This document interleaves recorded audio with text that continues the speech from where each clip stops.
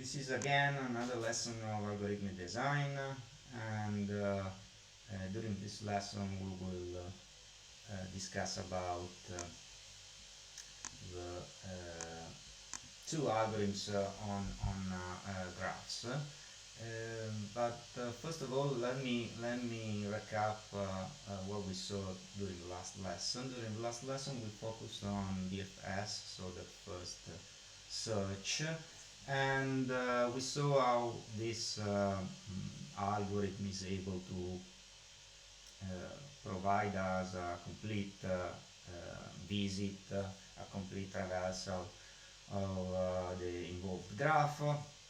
Moreover, he also compute what is called a forest of the nodes in the graph, rather of the edges in the graph, and we saw the complexity of this visit is theta of cardinality of B plus cardinality of B. Now, let me go to the very last point we saw during the last lesson, which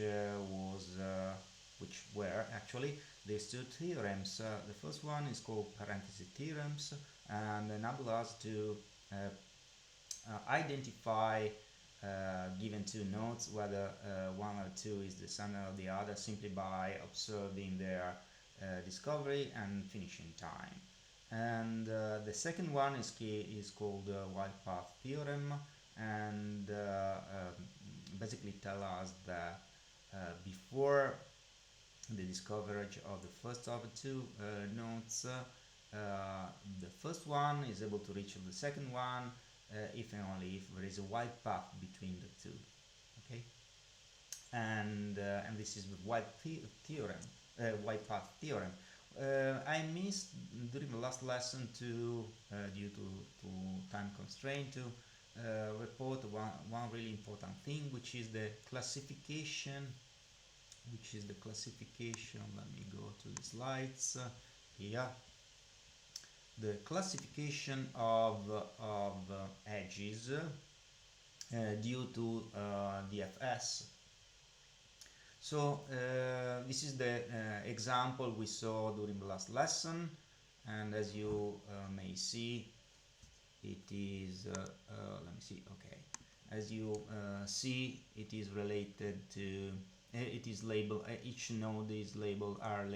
Each node is labeled by its discovery time and finishing time, as we computed during the last lesson. And now on this schema we may distinguish edges in four different classes. We can partition, let's say, the edges in four different classes. The first one, of course, is the class of the edges belonging to the trees. In this particular case we have only two trees, and one of them of course does not contain any edge. So I mean all the edges, all these nodes are connected by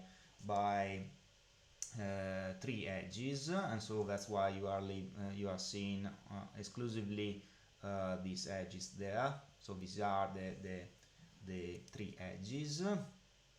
Moreover, there are other edges on the original graph. For instance, edges connecting nodes to their ancestors, and these are the what we call back edges. Back, why? Because with respect to the DFS visit we are going back, and as you see here we are having also self-slopes inside these back edges. How can you recognize them during the computation? Well, it's quite easy. All those edges that connects a gray node to another gray node. Okay, and so for instance self-loop follows this definition, and that's why they are black edges. Moreover, you can also see other kind of edges into the original graph. For instance, the edge connecting this node with this one, which is a non-directed descendant of this node, and these are forward edge. So forward edges are edges connecting in the DFS visit nodes to their non-descendant non-direct descendants. Okay. So for instance, this is a tree edge because it's connecting this node to its direct descendant, while this edge is a forward edge because it's in some sense skipping one or more edges to reach this node. Okay, and finally we also have different kind of again different kind of edge, which are cross edges, which are those edges which are not tree edges, back edges, or forward edges. And as you see, we have a cross edge here. These two nodes are not connected in any way, and so they are not reciprocally descendant of the other. And moreover, you may also have a cross edge between trees of the DFS visit. Okay, and this is all I want to tell you about edge classification in DFS. Now, why I'm telling all this stuff, you will see in a while why. But first of all, let's move to the new topic, to a new topic of this lesson, which is topological sort. Now, life today is quite difficult. I mean, not because of the pandemic, but in the general case. Okay, even before the pandemic, we had so many things to do, and our schedule is quite tough to be organized. Okay, and so we may need something to organize it. And this algorithm will be really helpful in doing this. It also be helpful in preparing tiramisu. Okay, and this is a quite strange thing to do in a university course. However, I think that tiramisu is probably one of the most known cake in the world, and so let me use this simple example to explain what's going on here.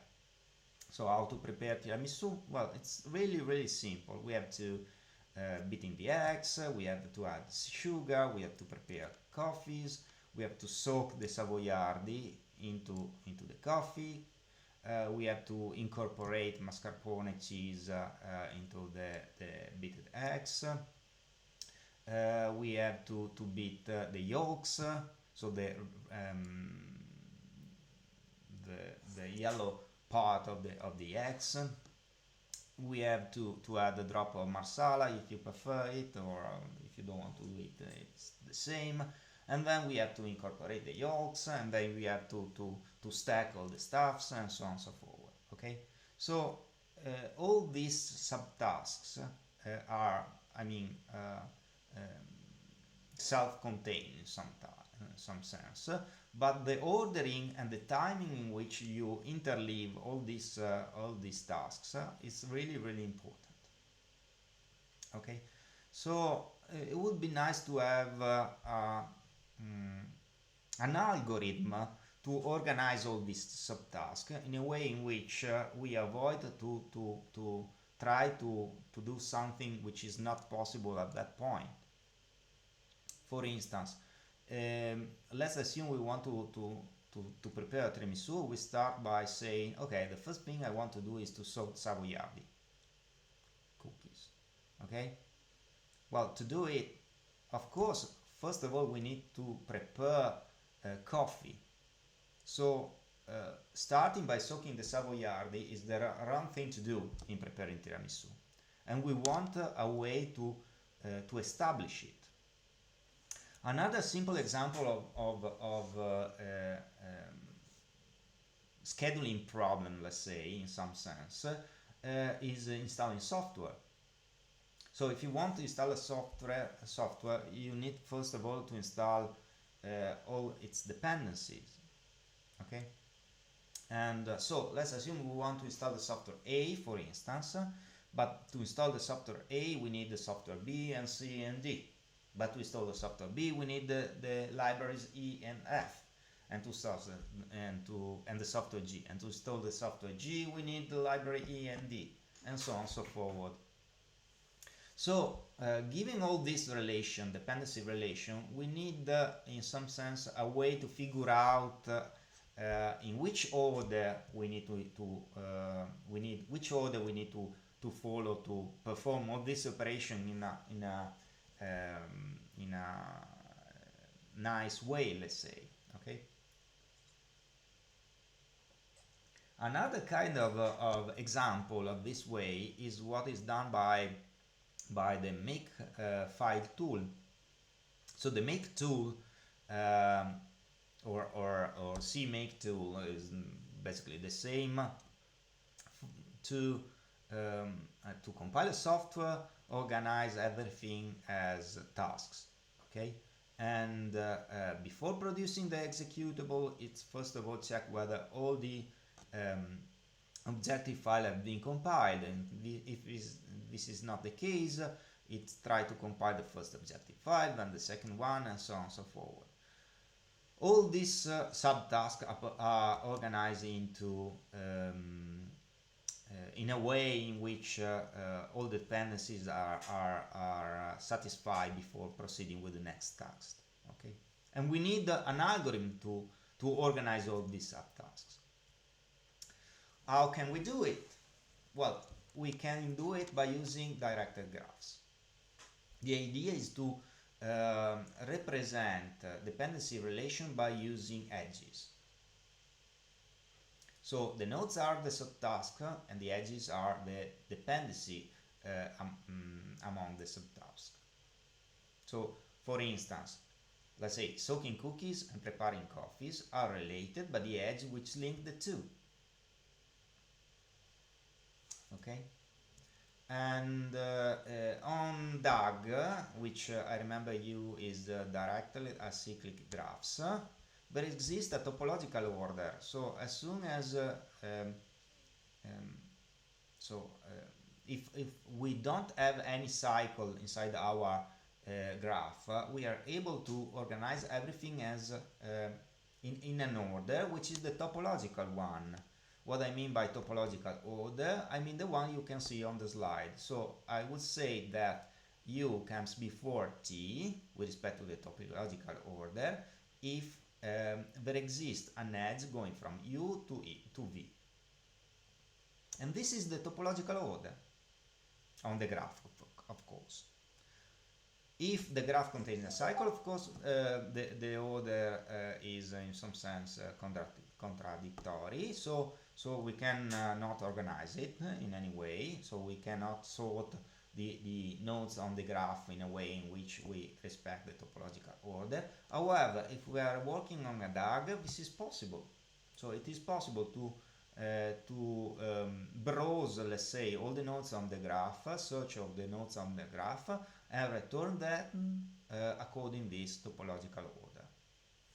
Okay, and let's see how can we do it. Well, we can do it by using DFS, of course.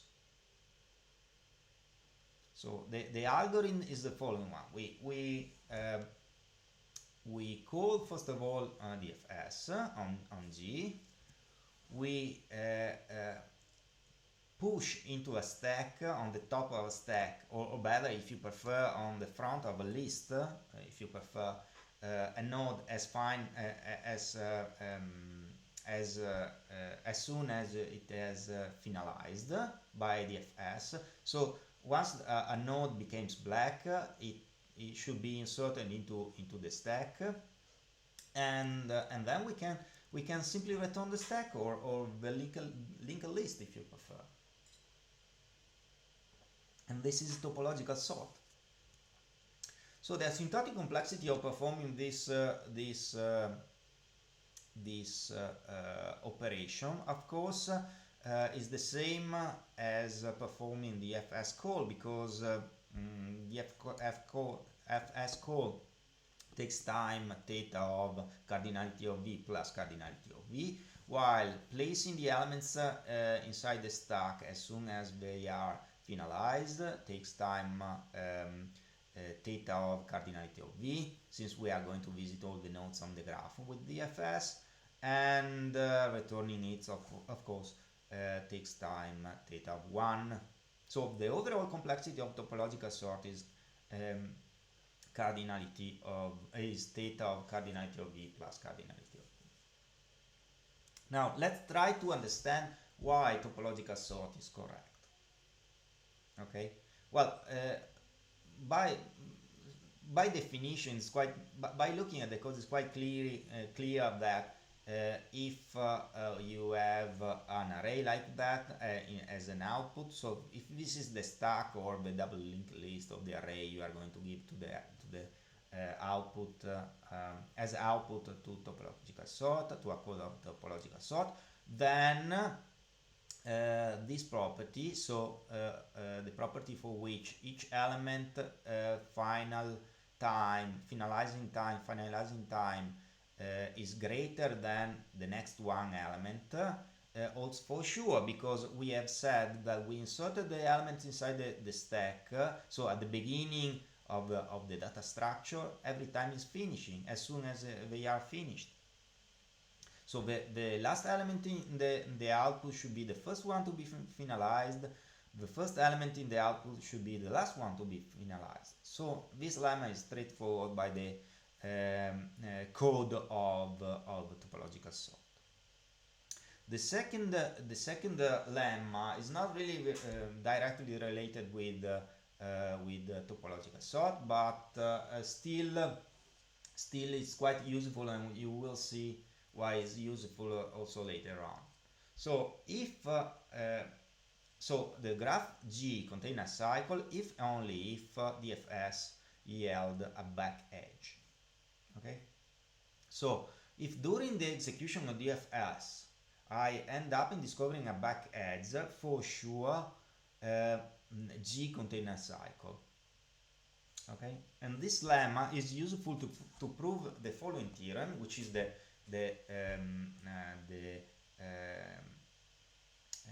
theorem stating the correctness of topological sort. If the graph is DAG, so if G does not contain any cycle, then the topological sort produce the topological sort, the algorithm topological sort on G produce the topological sort of the graph G. And this is quite clear. This is clear. Why? Because if it is a DAG, for sure it doesn't yield a back edge. So this lemma holds. So it returns a topological sort. Okay, and that's all basically.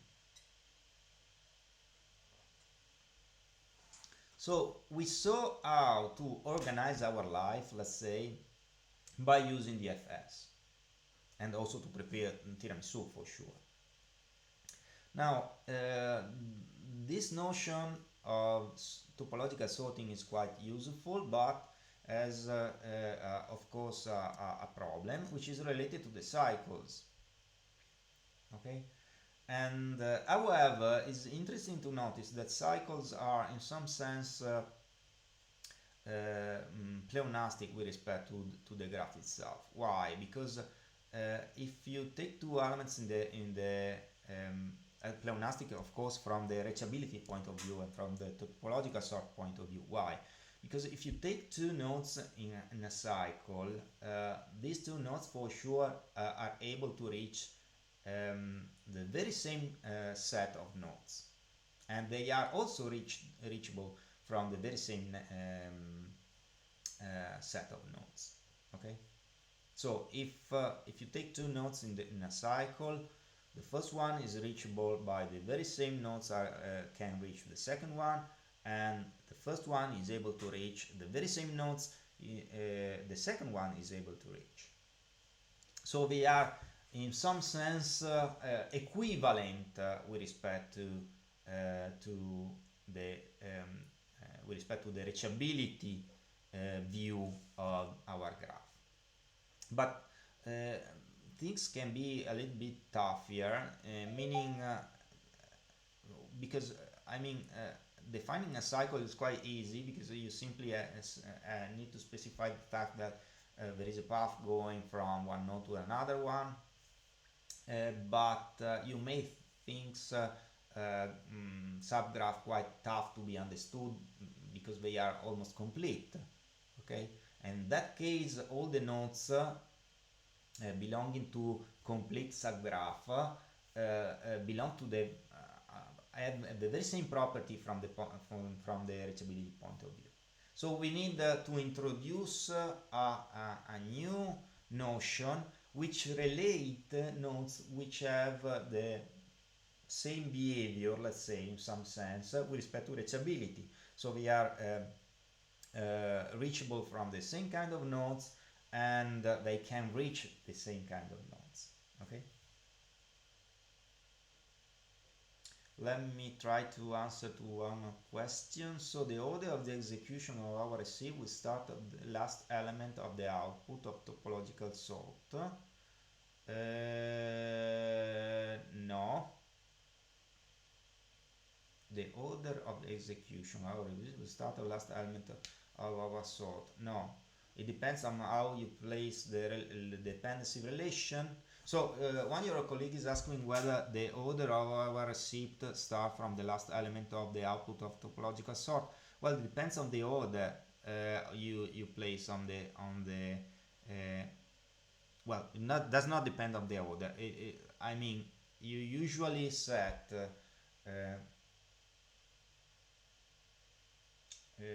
you usually want to get as first element of your receipt the one which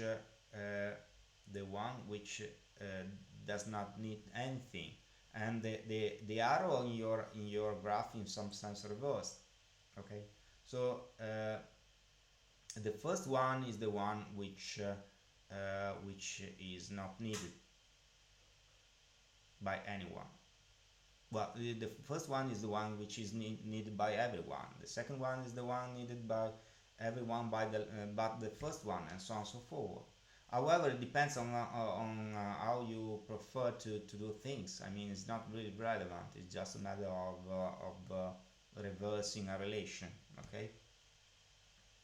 So if you look at by the graph point of view, the first node would be the one which is not reached by anyone. Okay. The second one is the one not reached by anyone but the first one, and so on and so forth.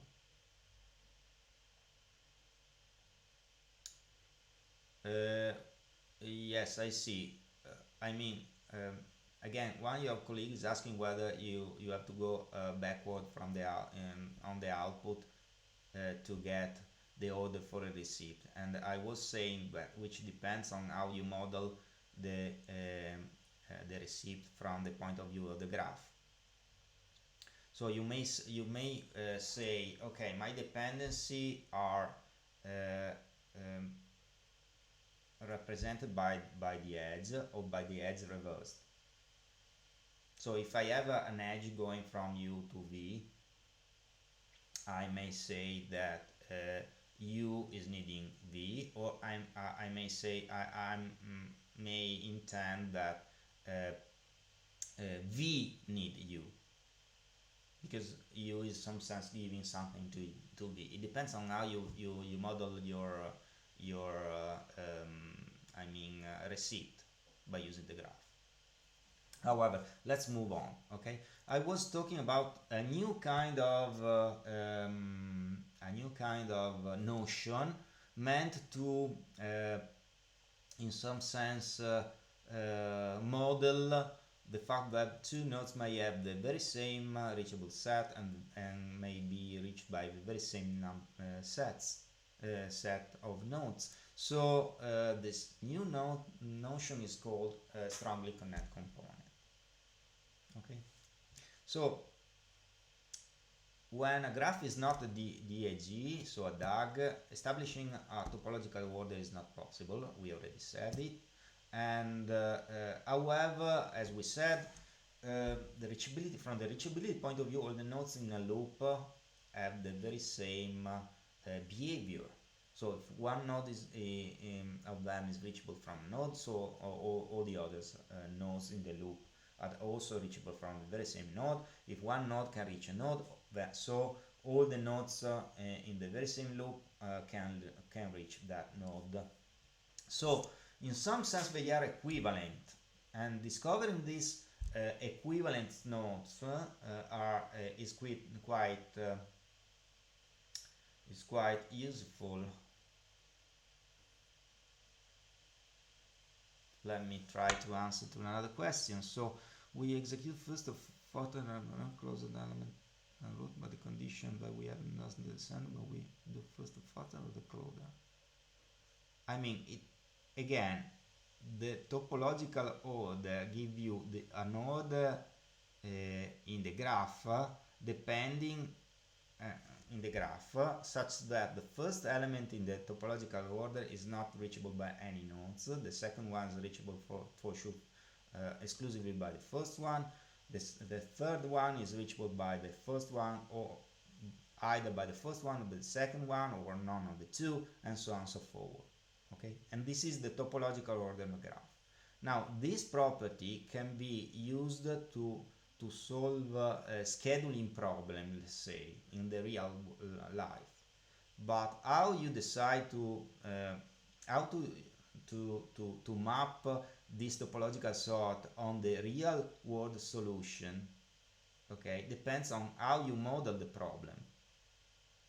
So if by adding an edge between two nodes, I'm meaning that before executing the second task, so the task represented by the destination, I need to perform the task on the source, then for sure you have to reverse, to get the receipt, you have to reverse the topological sort. But if you model the dependency on the other way around, so by saying I have an edge from U to V, if the task U has been must be completed before the task V, okay, then the topological sort give you exactly the schedule you need to follow to complete the receipt. But this exclusively depends on how you model the problem. It's not related on the topological sort property. Okay, so the topological sort is related on the graph, and for sure is the one we already discussed about. Now, how you solve a specific problem on the real world by using topological sort depends on how you interpret the edges. Okay, I cannot tell you whether the receipt should be done backward or forward, because it depends on what you mean by adding an edge between two nodes. Okay, so let me go back to strongly connect component. So as I said, our goal is to find all the nodes which have a similar behavior from the reachability point of view. And the similar behavior, by similar behavior, I mean they can reach exactly the same set of nodes and can be reached by exactly the same set of nodes. And this is modeled by using the notion of strongly connect component. Why we are not using the loops? Because I mean, to introduce the notion to relate all the nodes by using loops, we need to build up all the loops, and they are exponential in the number of, they may be exponential in the number of the nodes in the graph we are dealing with, and so using loops to collect all the pairs of nodes to all the nodes which behaves in the same way is not the smartest thing to do. Just think to a fully connected graph, a click. Okay, so takes I don't know 5 nodes and connect them in as many way as you can.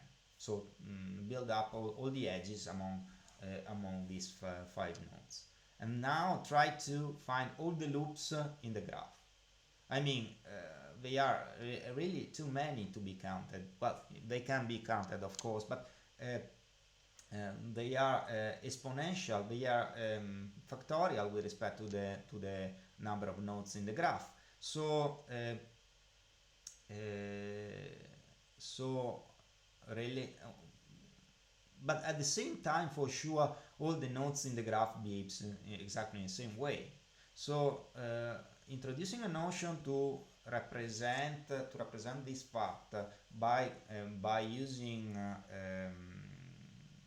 loops, I mean, is a way to avoid the problem to be solved.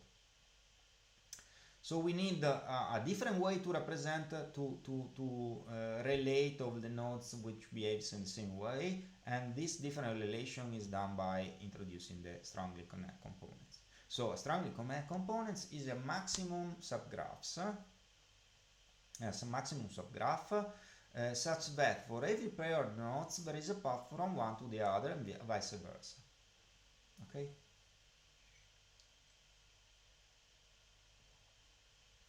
We are not talking about loops, we are talking about path. Of course, these two notions are strictly related, they are basically the same, but as you see, we are not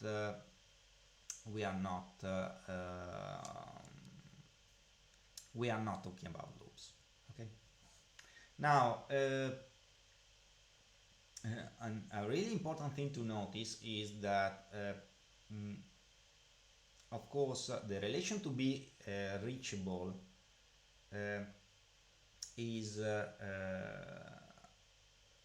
well, to be reachable in both the direction, of course, is reflexive, is symmetric, and of course is transitive. So if I have 3 nodes and the first one is reachable from the second one, and the second one is reachable from the first one, and the third one is reachable from the first one, and the first one is also reachable from the third one. Well, of course, the second one is reachable from the third one, and the third one is reachable from the second one. Okay, so it's also transitive, this relation to be in some sense reachable and can reach.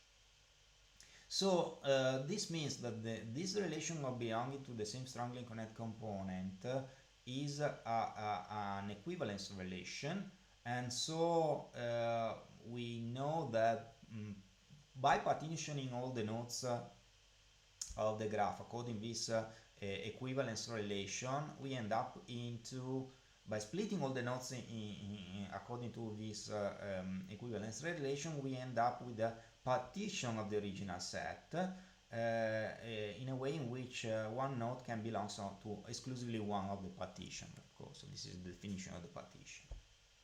So let's have an example just to clarify what's going on here. And this is the usual example we use for BFS, DFS, and so on and so forward. Now the labels are just meant to give a name to the nodes of our graph, and they are not discovery time, finishing time, anything related to this to DFS or BFS. However, let's try to color all the nodes in this graph according to the strongly connected component they are belonging to. So this is a possible color for a possible coverage for all our nodes. As you see, for instance, this node goes alone. Why? Because this node is reachable exclusively. By reachable, I mean there is a path, possibly, of course, empty path. So this node is reachable exclusively by itself, of course. This node again is a single connect belongs to a strongly connected component which consist exclusively in this node itself.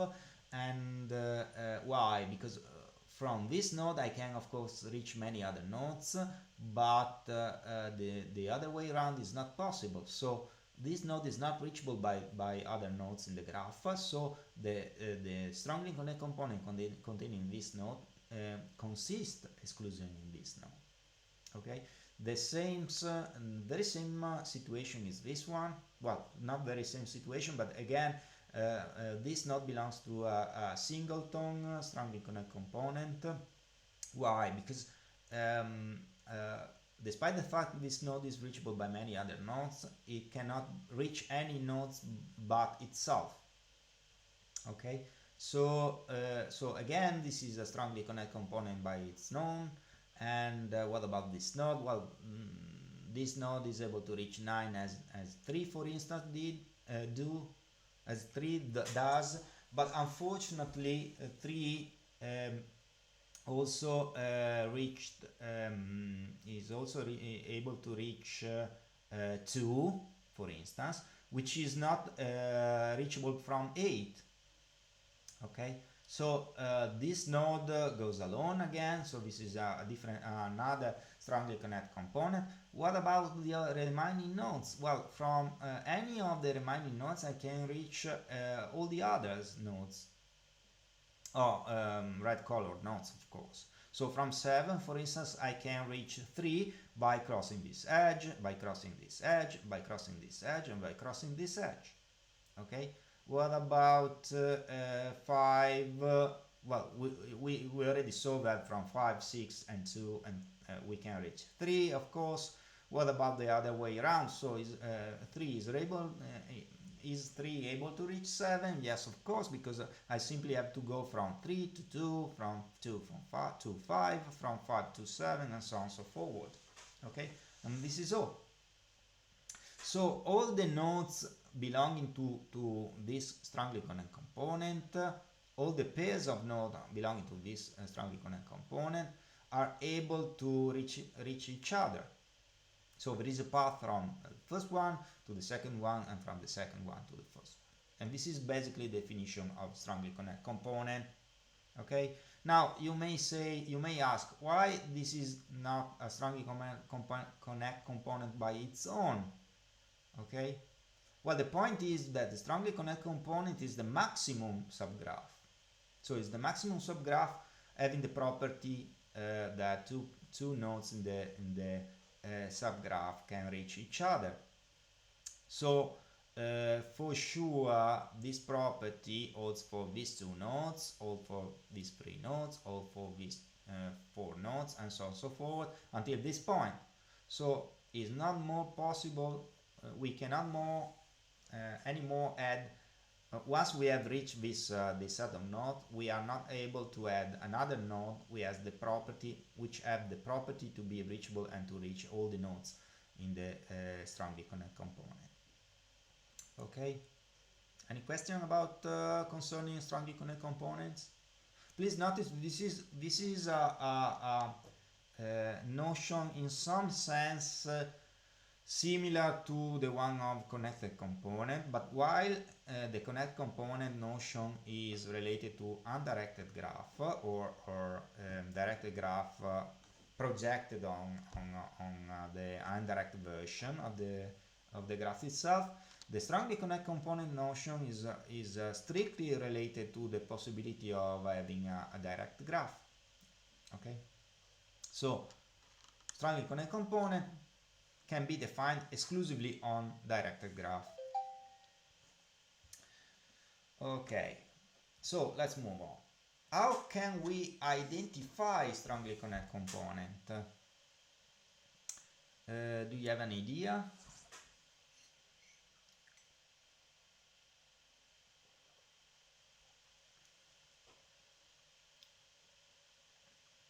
Well, what about using DFS to identify strongly connected component? If you remember, we saw a lemma talking about topological sort, which is quite useful in this case. And the lemma is, well, there are many lemmas we saw connected to DFS, but this one is, I mean, in some sense give you a piece of intuition of what's may be used to discover loops. We saw the lemma you can see right now on the slides, saying that G contains a cycle, so the graph G contains a cycle if and only if DFS at some point discover a back edge. Okay, and in particular, by cycle I mean a loops, of course. In particular,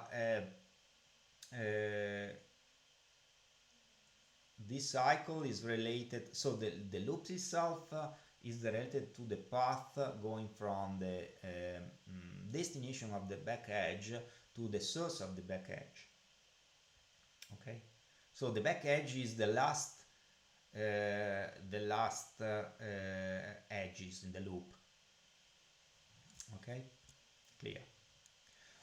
So we have a way to discover cycles,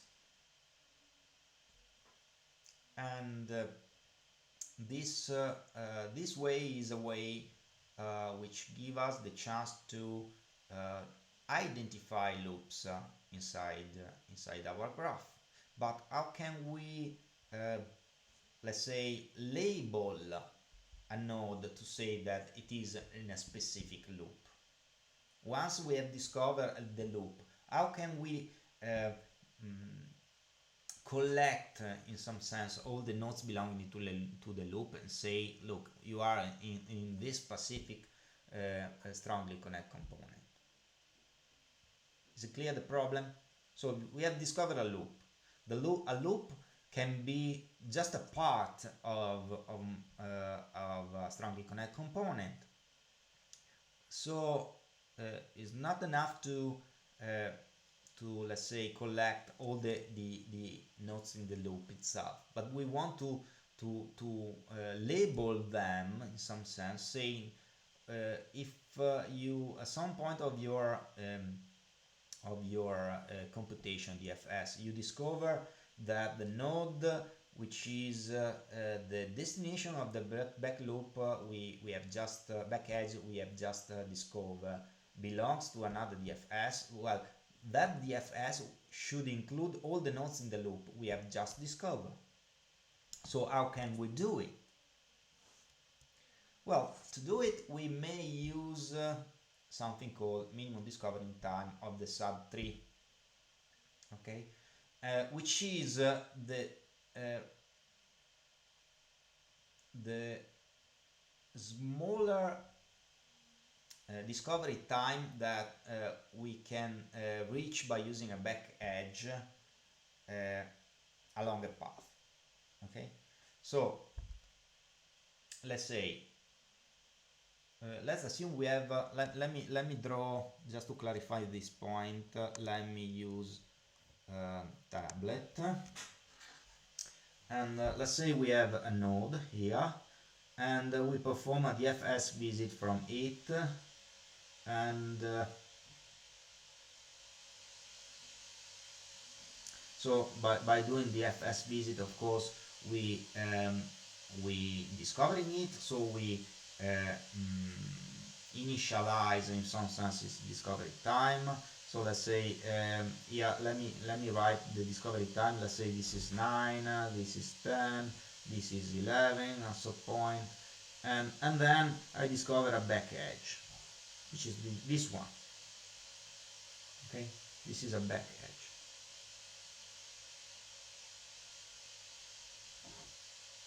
So is an edge going from this node to this one. So let me call A, B, and C, for instance. Now, what we call the minimum discovering time for subgraph is the minimum among all the nodes reachable from the node I'm considering along one single back edge. So for instance, from this node has a minimum discovering time equivalent to 9. Why? Because moving along this back edge, I'm able to reach a 9. Okay, so the discovery time of this node is 9. So the minimum discovery time over this path, which consists on a single back edge, is 9. Now, since the minimum discovering time along this node is 9, for sure it's the same for this node. Why? Because I can move from this node to this node along an edge on the tree, and then I can cross a back edge. So again, the minimum discovering time, which we'll call low link, you will see in a while, is 9. And what about this node? Well, I mean, if this is the graph we are dealing with, the minimum discovery, well, of course this is not the graph, otherwise the discovery time would be 9, but let's say this node does not belong to any other loops, let's say.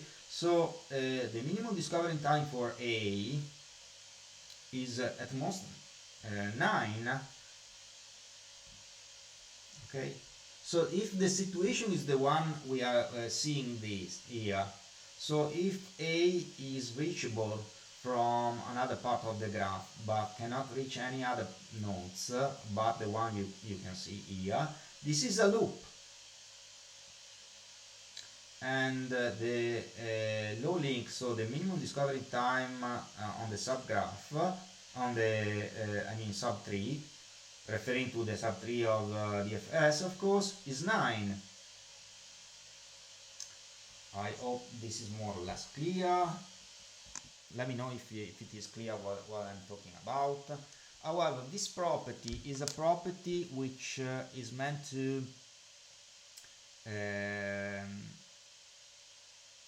to label the node of the graph we are visiting, and which is quite useful to label the node belonging to the same loop.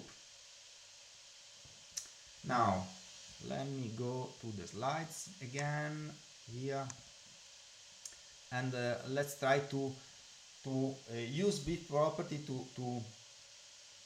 this new property to collect the strongly connect component in the graph. So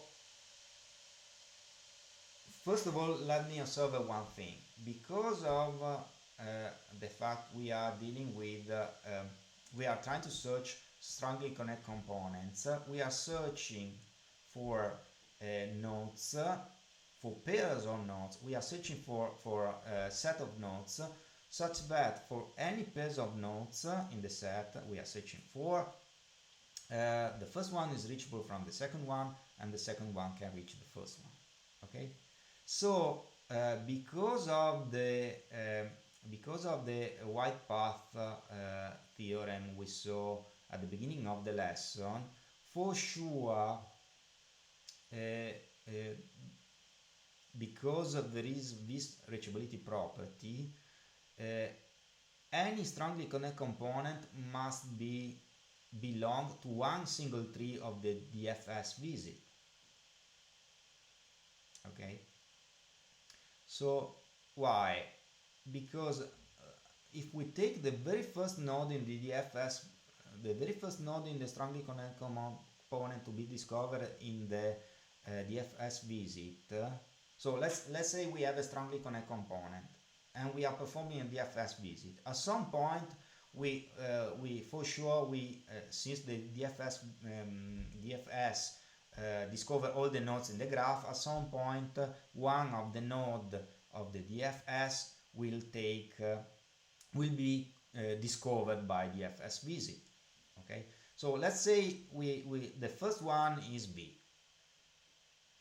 Well, if you take the time before discovering the first node in the strongly connect component we are trying to discover, because of the wide path theorem, we are guaranteed that there is well, of course they are reachable. All the nodes in the DS and strongly connected component are reachable from the first one. So because of the wide path theorem, there should be a wide path going from so because they are reachable, there should be a wide path, and because of the wide path theorem, we are guaranteed that all the nodes in the strongly connected component should be contained the subgraph rooted on the very first node of the strongly connected component we are dealing with. Okay, because of this, we are guaranteed that it's not possible to interleave nodes into two distinct strongly connected components. So it could be the case that by applying a DFS visit you end up in discovering nodes of the strongly connected component, then discovering nodes of another strongly connected component, then discovering nodes of another connect component, then discovering nodes of the first connect component. But it's not possible, because of the property we saw just a while ago, it's not possible that you have two strongly connected components such that by applying the FS visit you discover nodes of the first component, then nodes of the second component, then nodes of the first component, then nodes of the second component. This is not possible. Okay, so and this is quite easy to prove. You can prove by using the property we just said, and by induction on the 8 of the tree of the subtree related to the DFS visit. Okay, let me see, someone is asking a question. So having the same mean discovery time means the nodes are in a strongly connected component, say loop at the end of the FS. So having the same mean discovery time means the nodes are in the same loop, not they are in the same strongly connected component, because it could be the case that you have okay, let me go to an example. Let me see how can I do it. This is okay. Let me build a more complex example. For instance, let's say this one.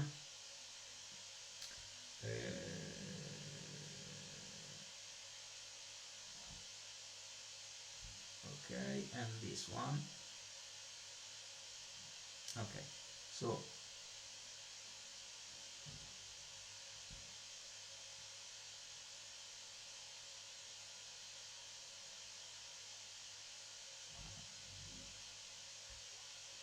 let me build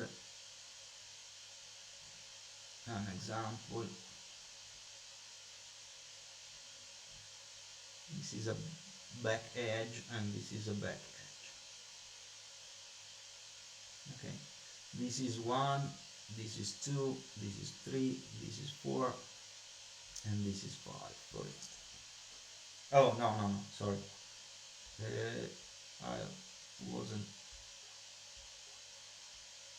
I don't want to build this. I want to build this one. Okay. Now, this. So the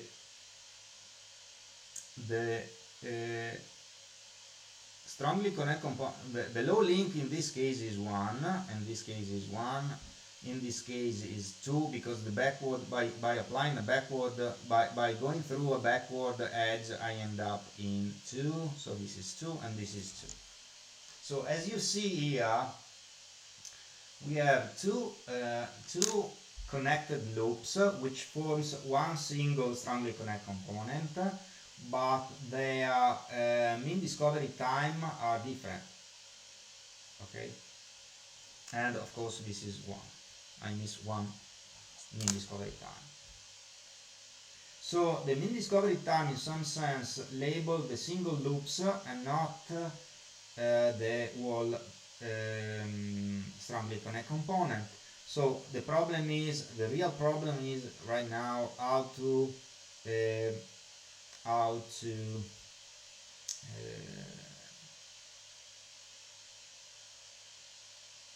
okay, and let me see.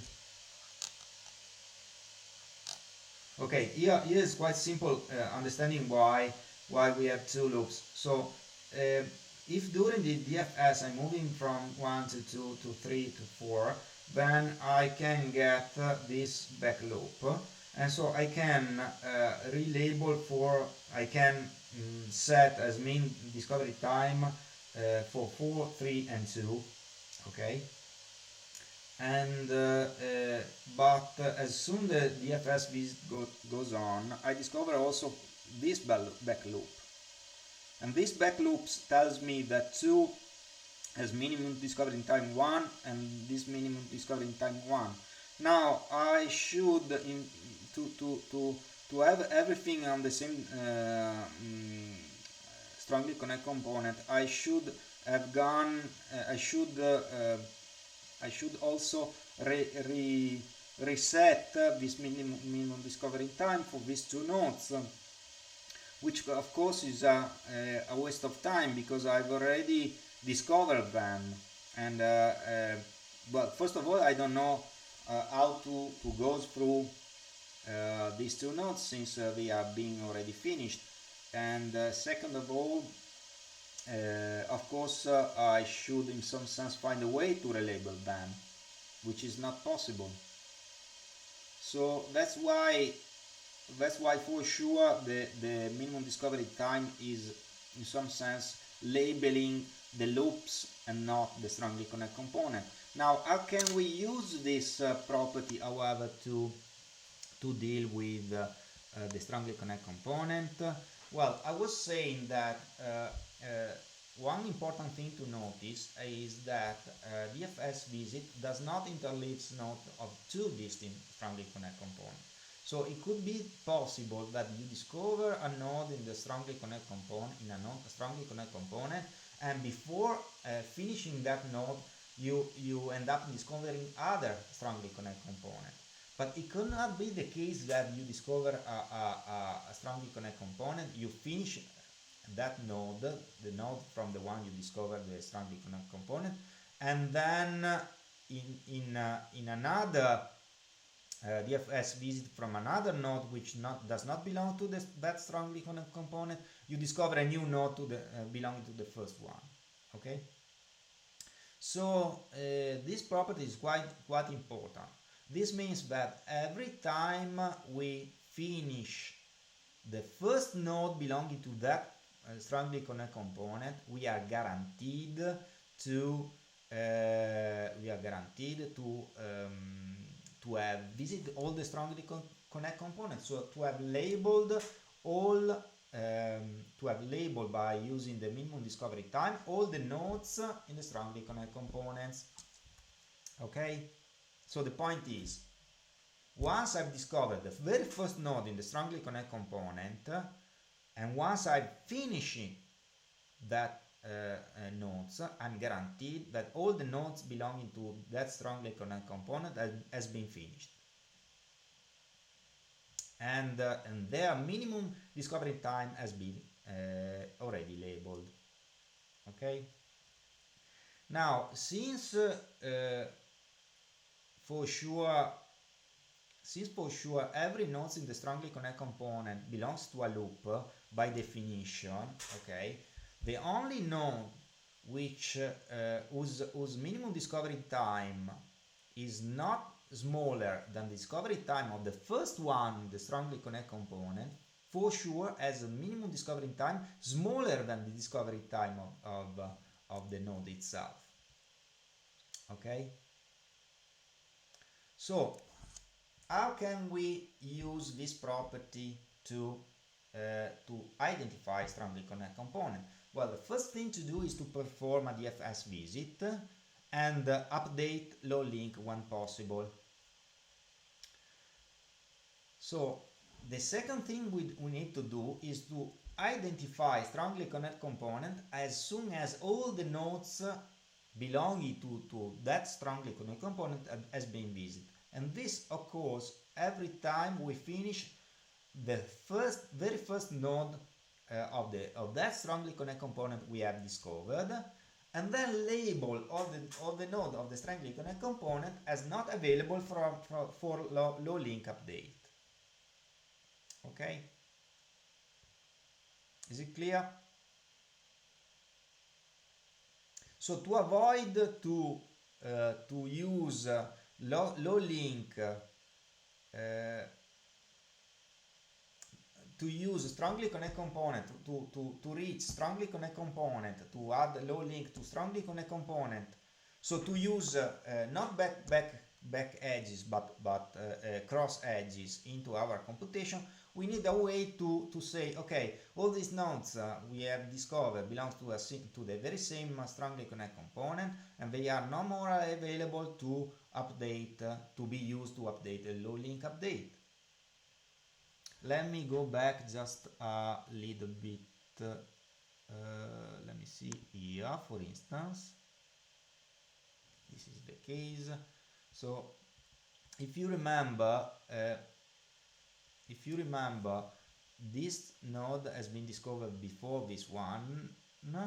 Okay, you can see it by looking at the discovery time. Okay, so you may be in some sense pushed to think that we can update the minimum discovery time of this node by going through this edge, but this is not the case, and the motivation, this is due to the fact that this node, this arc, this edge is a cross edge, is not a back edge. Okay, and actually this is due to the fact, as you can see by looking at the finishing time, this node has been finished just much before, well, just before the discovery of this node. So since this node has been finished, for sure this node belongs to a strongly connected component which is different from this one. Okay, because if this node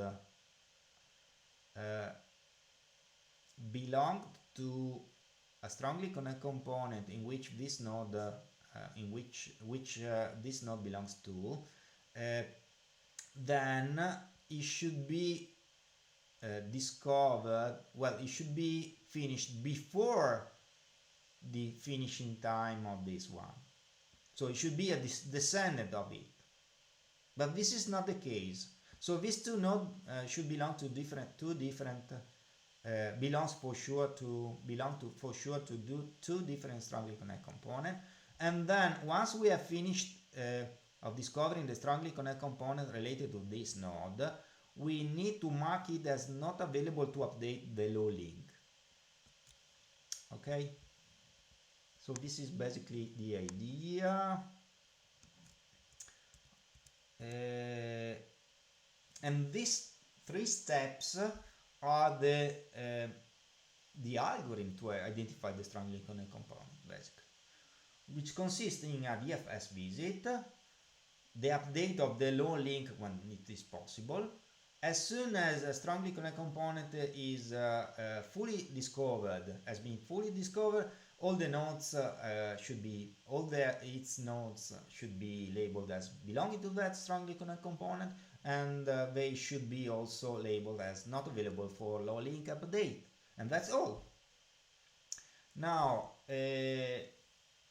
again, let me do one step backward and say how can we discover all the nodes belonging to the very same strongly connected component.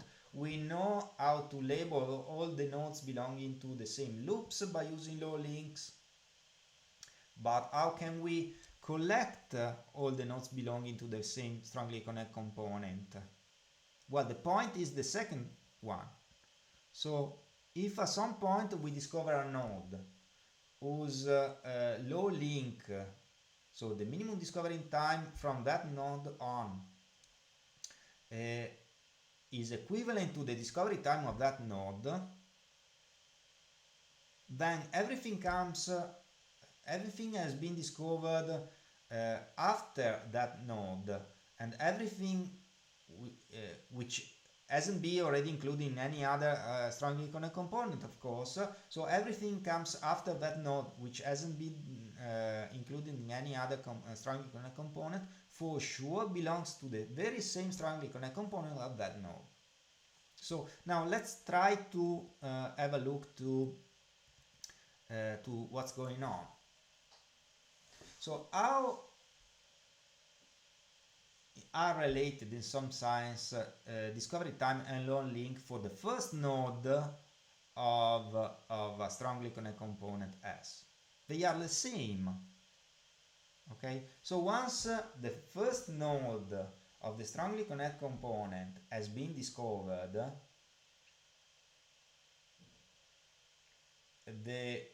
its low link is the first one.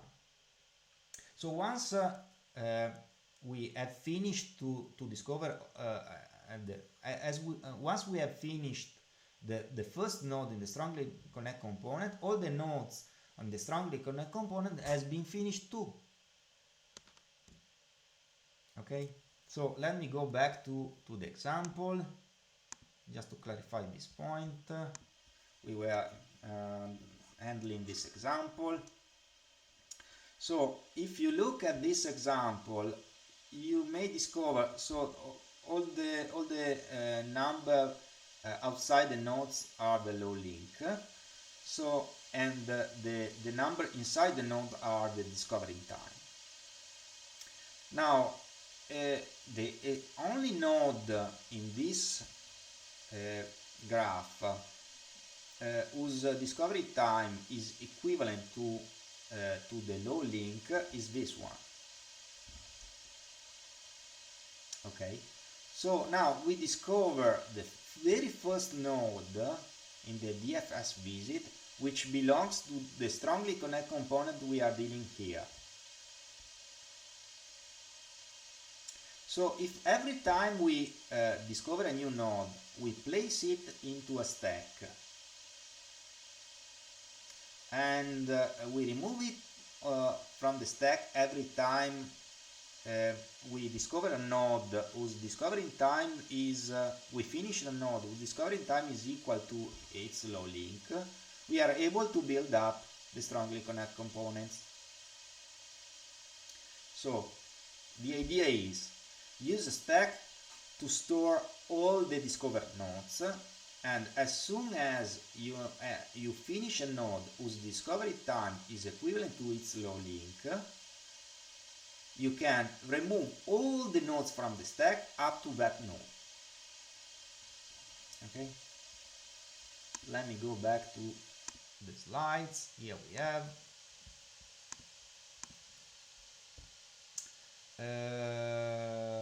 this is the case. This is the case. Now let me show you the code by using the slides this time. However, you may notice quite many similarity with DFS visit. So this is an algorithm due to Tarjan. The idea is, of course, we have. Let me use just two colors in this case. I think it doesn't change that much. So at the beginning of computation, we set the color of each node to white. So to say, the node has not been discovered yet. Then, of course, we have time. Then we build the variable time, which takes care of the elapsing time, of the discovery time on the end of the low link time. So the first thing we need to do, and this is the very first difference with respect to DFS, is to build a stack. Inside this stack we will place every discovered node by the visit, and we will remove all the nodes belonging to the very same strongly connected component. You will see in a while. So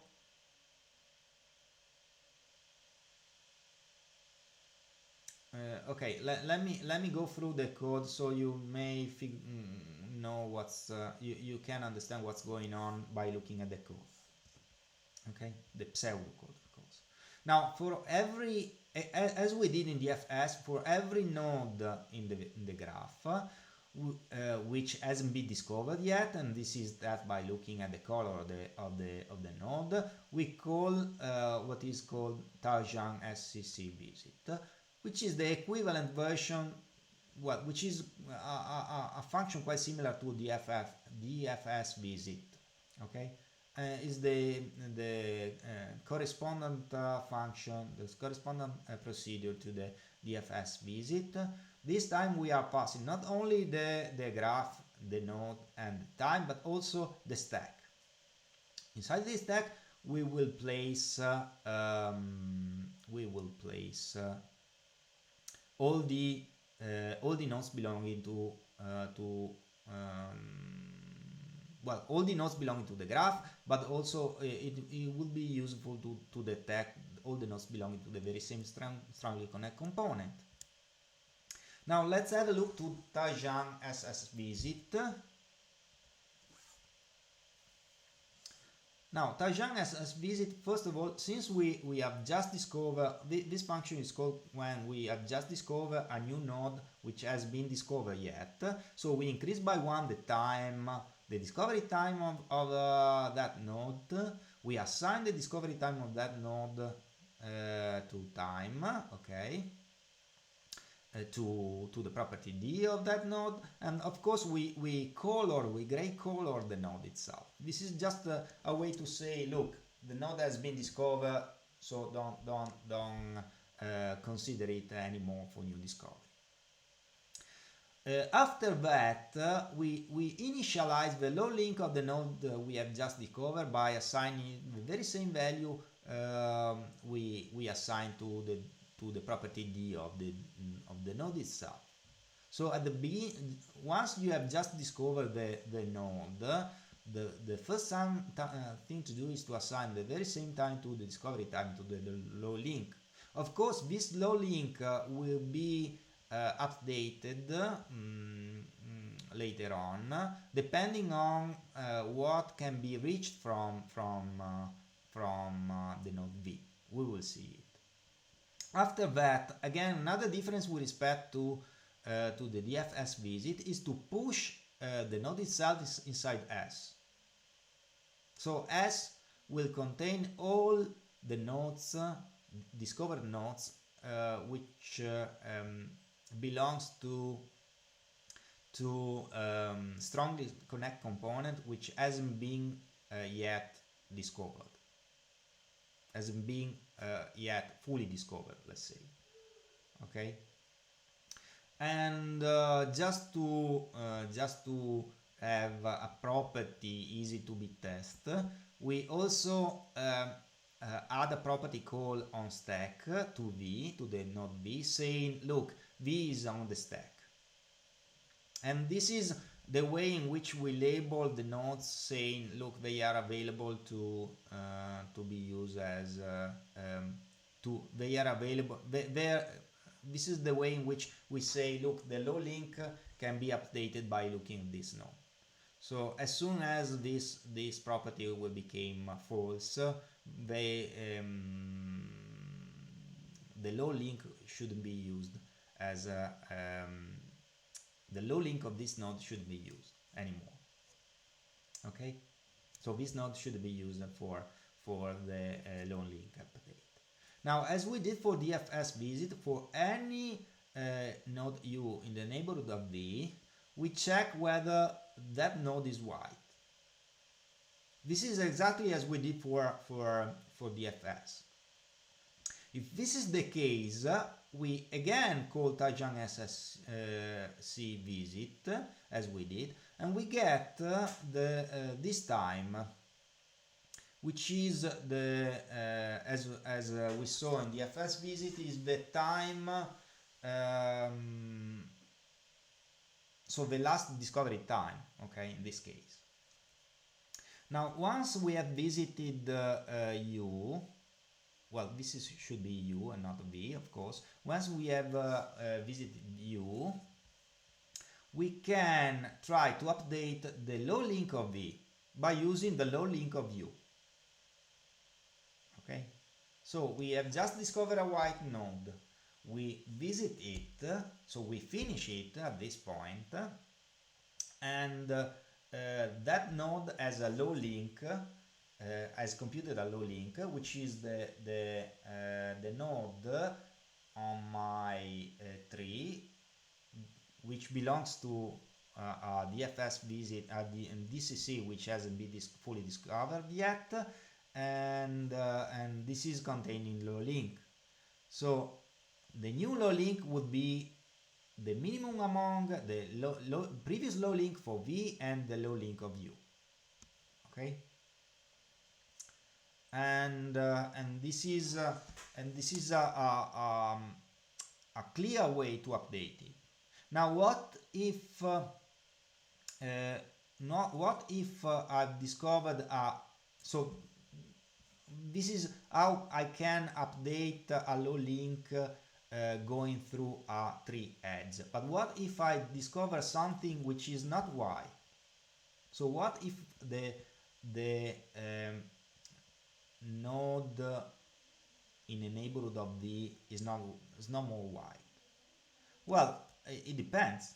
So if that node is already known to belong to a different strongly connected component, so if it is has been removed from the stack, nothing should occur. So if the node I've just discovered belongs to a strongly connected component which has been totally discovered and has been removed from the stack, then I shouldn't use it to update my low link for V. Otherwise, so if the node I've just discovered is already on my stack, for sure the low link should be updated in this way. Okay, please notice that here this is not an error. I don't want to update the low link of V by using the low link of U. Why? Because here I'm searching for a loop, and the loop end up with a backward edge, and the backward edge is the one related to VU. Okay, and so the low link for V should be at most the discovery time of, well, at least the discovery time of D. Okay, so this is the point. So if U is already on the stack, for sure U may belong to the strongly connected component of V, and if the low link of well, this is the case. Well, for sure, if U is already on the stack, for sure it belongs to the same very same connect component of V. So if this occurs, U and V belongs to the same strongly connected component. Now, once I've performed all these operations, so once I've concluded in some sense, I finished to investigate all the neighborhood of V, I finished V itself. So in DFS visit, if you remember, at this point we set it up, we updated the finishing time for V, and we black colored it. But in this case we are not interested in finishing time, and we are not also interested in coloring it in black. We are interested in discovering whether the node V is or was the very first node in the strongly connected component we are dealing with. If this is the case, well, its low link and its discovery time should be the same, or better, if the node V is the node V is the first node in the strongly connected component we want to deal with, if and only if its low link and its discovery time are the same. So if this is the case, so if this condition holds, we may extract, we can extract actually all the nodes in the stack from the top up to the node V itself. In this way, we know that all that nodes belong to the very same strongly connect component, and that's all. Okay. Now this is just a extract from the stack. So the function you saw here is this one, which keep extracting from S and setting on the stack to false. So keeping extracting from the top elements from the head, keeping extracting the top element of S and setting them to false, so they are no more on the stack, and these elements are appended to a list and then return a list. So it's not really tough to understand what's going on here. So just to see to understand from the practical point of view what's going on here, let me go again through the example we saw for BFS and DFS. So this is the really the very same example we saw for BFS and DFS. This is the very same graph. Okay, here you may see outside each node you have a number which is the name, let's say name of the node, and inside the nodes you may find two numbers. The first one is discovery time and the second one is low link. Okay, let's see what's going on. Well, first of all, we call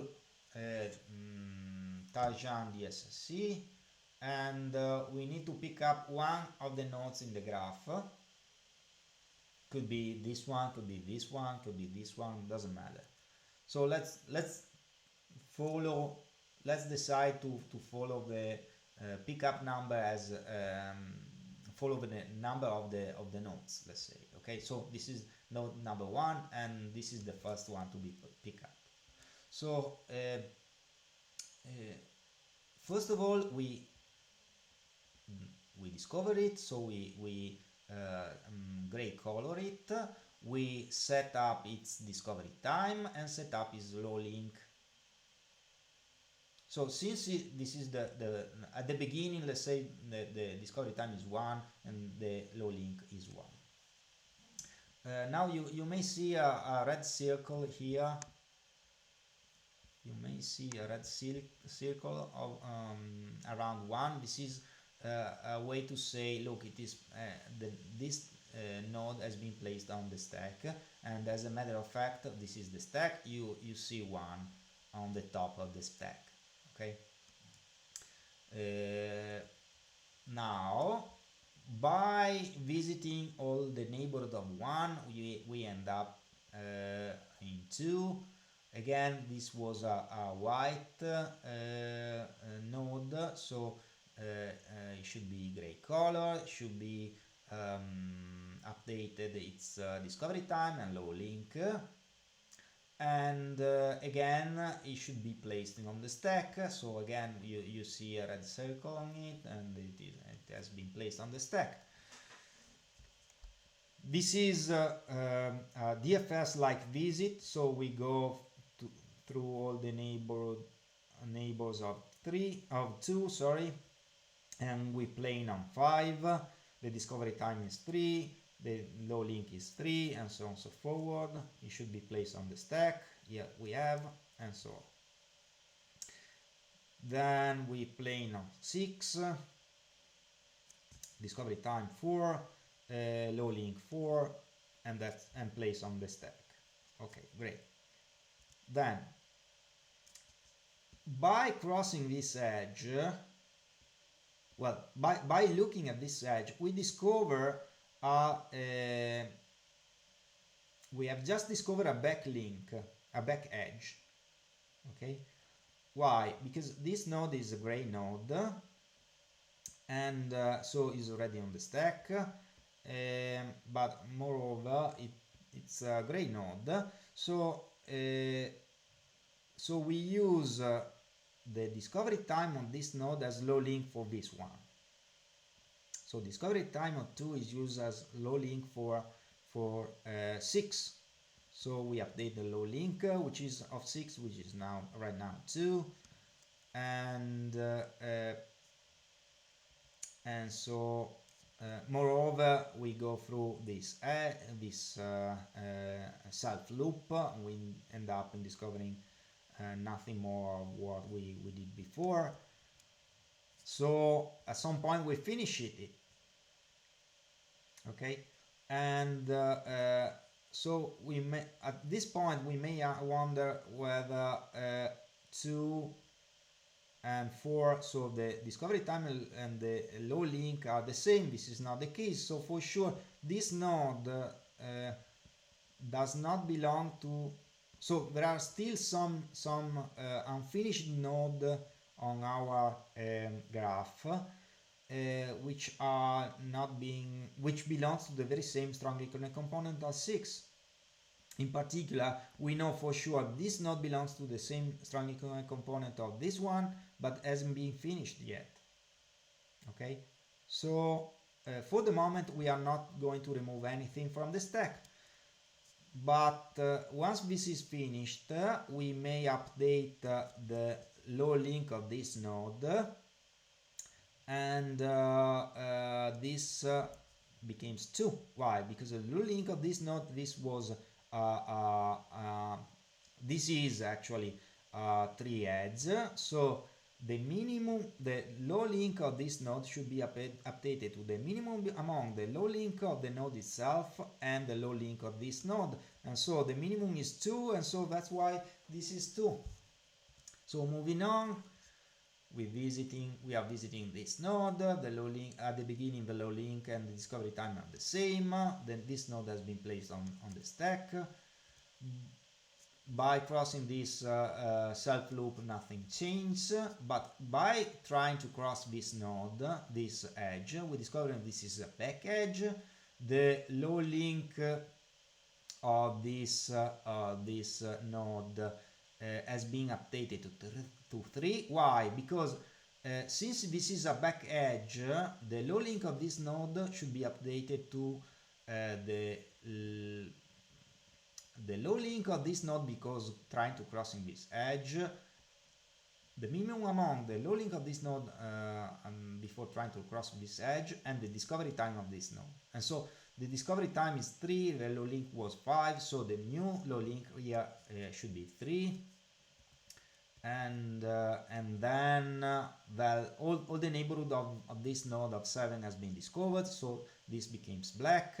Again, the discovery time of the low link does not correspond, so we keep going. We know that this node belongs to a strongly connected component which hasn't been fully finalized. So we have it on the stack, but we don't want to remove it yet. Okay.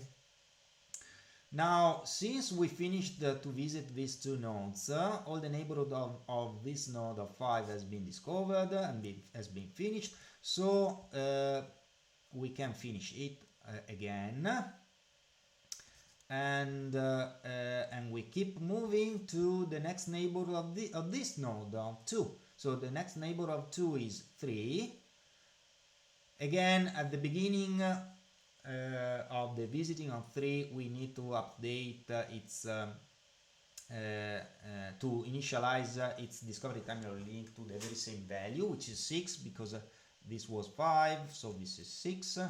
The node itself has been placed on the stack, and this is it for the visiting of this node.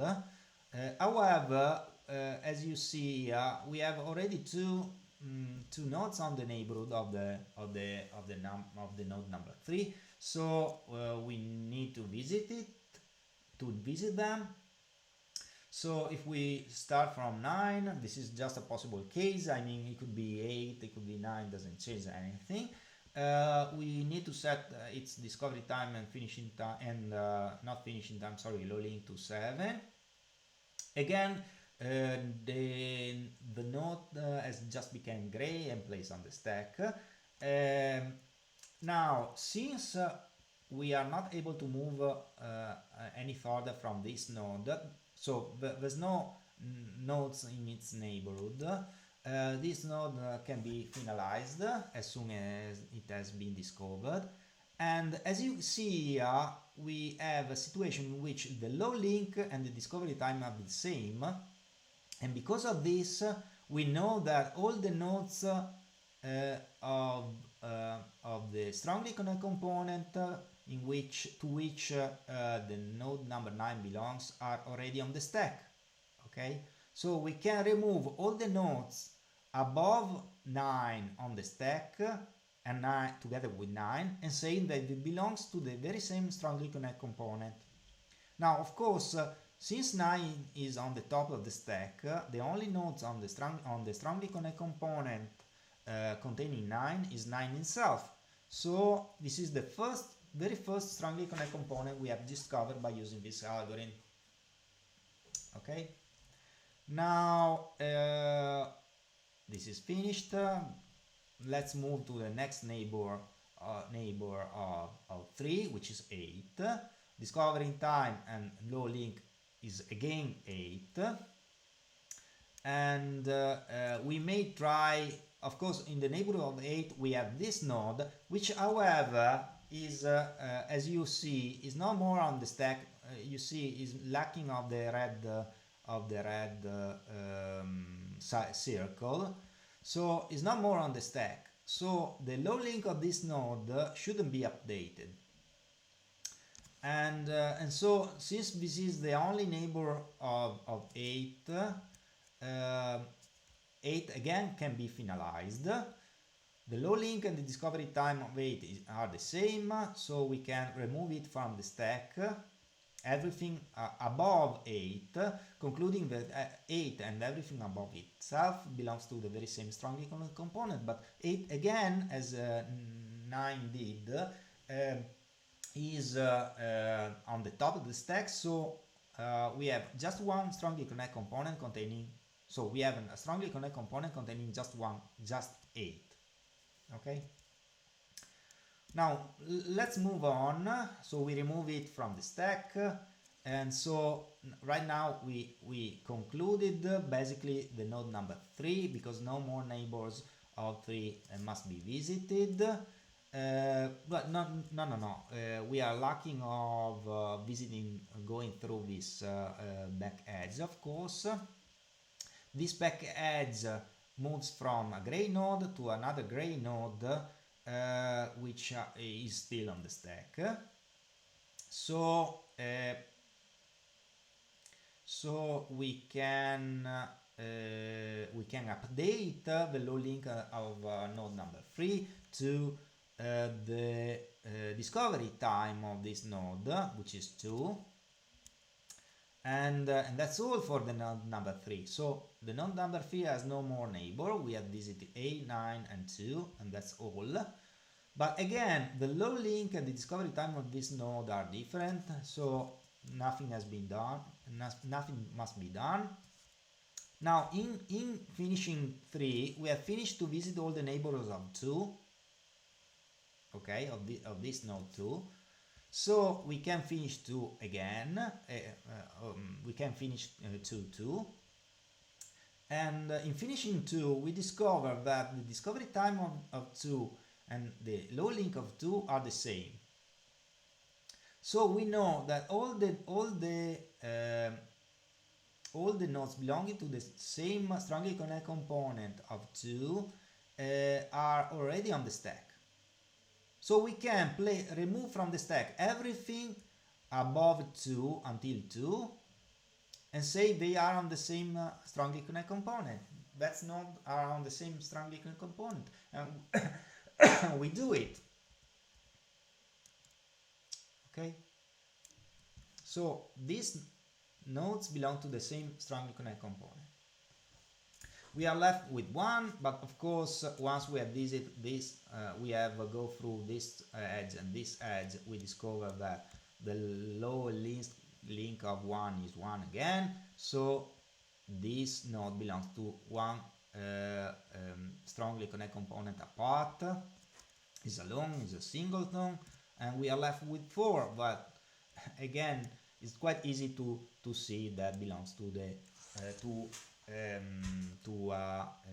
strongly connected component apart. So this is an execution for the strongly connected component algorithm by Tarjan.